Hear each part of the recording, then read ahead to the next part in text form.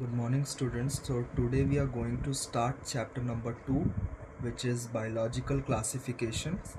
So in this chapter you will mainly learn about Monera, Protista, fungi and Plantae and Animalia. But Plantae and Animalia you will study in different chapter because it have separate two chapters. So let's start. So on the तो firstly for the first two pages you have different classifications. So आपके पास पांच तरह की classifications दी हुई हैं.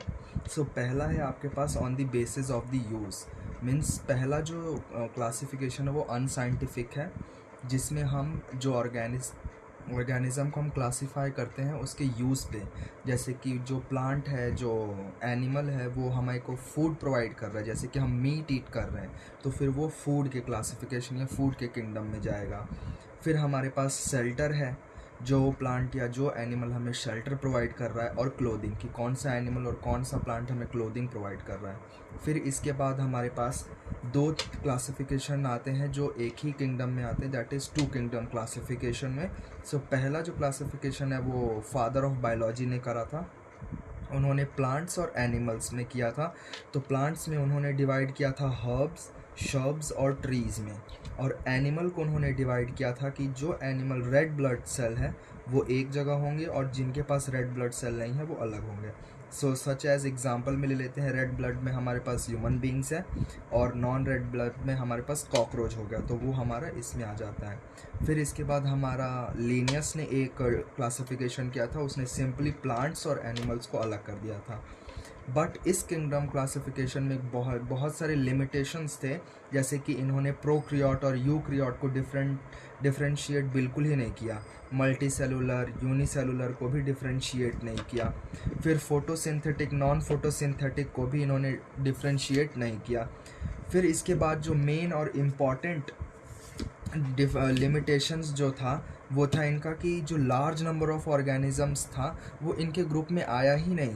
Means ये है कि large number of organism didn't fall in the category. तो इसमें ये सबसे मेन जो इम्पॉर्टेंट इनका जो लिमिटेशंस था वो ये था. फिर इसके बाद भी बहुत सारे लिमिटेशंस थे, जैसे कि एक जैसे मॉर्फोलॉजी वाले एनिमल्स भी जिनके पास मॉर्फोलॉजिकल डिफरेंस भी थे उन्होंने एक साथ रख दिया था, या फिर उनका मोड ऑफ न्यूट्रिशन अलग था, या हैबिटेट सेम या अलग था, मोड ऑफ रिप्रोडक्शन भी नहीं देखा, और एवोल्यूशनरी रीजंस. तो ये सब बहुत सारे लिमिटेशंस थे जिसकी वजह से इसमें हम कंटिन्यू कर पाए. फिर 1969 में हमारे पास एक 5 किंगडम क्लासिफिकेशन आया जो दिया RH विटकर ने. उन्होंने 5 किंगडम ऑफ क्लासिफिकेशन दिया, जो था मोनेरा, प्रोटेस्टा, फंजाई और प्लांटे और एनिमेलिया. मोनेरा था बैक्टीरियाज के लिए, प्रोटेस्टा था यूक्रियोट्स, यूनिसेलुलर यूक्रियोट्स के लिए, फंजाई के लिए था, प्लांटे और एनिमेलिया. फिर इसके बाद एक और सिस्टम है जिसको हमने बोला 3 डोमेन सिस्टम. इसमें जो मोनेरा किंगडम था उसको हमने डिवाइड किया 2 डोमेन्स में, और जो बचे हुए जो लिविंग किंगडम्स थे, तो ऐसे करके ये 6 किंगडम क्लासिफिकेशन में 6 किंगडम क्लासिफिकेशन बना.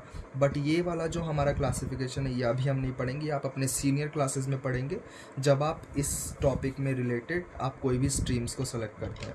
तो but in this 11th class you will study about 5 kingdom classifications. So चलिए हम अपने अब नेक्स्ट वीडियो में हम इसके बारे में पढ़ेंगे. इसके बारे में अब हम लोग नेक्स्ट